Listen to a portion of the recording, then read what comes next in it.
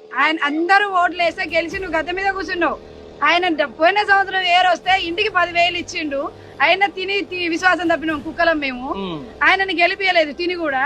అయినా కూడా ఆయనది మర్చిపోయి నిన్న వచ్చి ఇంటికి 10,000 ఇస్తా. ఇప్పుడు పంచుతూరు అటు పెట్టుకోండి, మీరు కెమెరా అటు పెట్టండి, కెమెరా పెట్టండి. పార్టీలు కాదండి, మేము చెప్తున్నాం కదా. ఇవాళ బియ్యము సరుకులు కూరగాయలు ఆయనే పంపించిండు ఇంటికి 10,000. మేము ఆయన తిని ఆయన కోట్ వేయకున్నా ఆయన పంపించిండు. మేము నువ్వు నీ డబ్బు నువ్వు ఆయన కంటే తక్కువే ఇచ్చినావు. అయినా నీ కోట్ వేసినావు, మాకు సిగ్గు లేదు కాబట్టి. అయినా నువ్వు గెలిచినావు, పండుకున్నావు.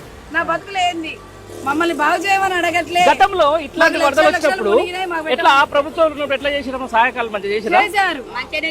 నైట్ బండ్లు పెట్టారు. పోయిన సంవత్సరం ఏరు వచ్చినప్పుడు నైట్లు డీసీఎంలు పెట్టారు, బండ్లు పెట్టారు.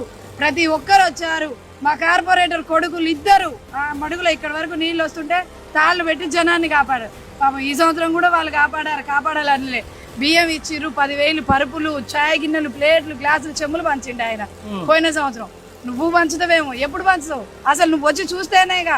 ఒక విషయం అండి, చుట్టమైనా మినిస్టర్ అయినా ఎవడైనా ఆపదలో ఉన్నప్పుడు అమ్మ అంటే కడుపు నిండుద్ది.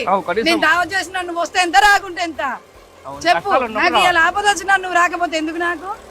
ఎందుకు నువ్వు మినిస్టర్? అసలు ఈ క్షణం దిగిపో, నీకు చేత కాదు, వేస్ట్. నేను ఒక మాట చెప్తున్నానండి, ఎన్నికలకు ముందు కూడా నేను చాలా సందర్భాలు మా వాళ్ళకి చెప్పాను. నిజం కూడా మనం ఒకసారి ఓడిపోతే మంచిదా బీఆర్ఎస్, అప్పుడు తేడా తెలుస్తుంది. మళ్ళీ ఇమీడియట్గా బీఆర్ఎస్ గవర్నమెంట్ వస్తుంది నెక్స్ట్ టర్మ్లో. వస్తే మనం 20 ఏళ్ళు అప్పుడు మంచిగా నిశ్చింతగా ఉంటాం, కదలకుండా అంత బాగుంటాము. ఎందుకంటే ప్రజలకు తెలుస్తుంది కాబట్టి, మన వాల్యూ తెలుస్తుంది కాబట్టి అని. నేనేమన్నా గాడిదే ఉంటే కదా గుర్రం విలువ తెలిసేది అన్న ఆ సందర్భంలో.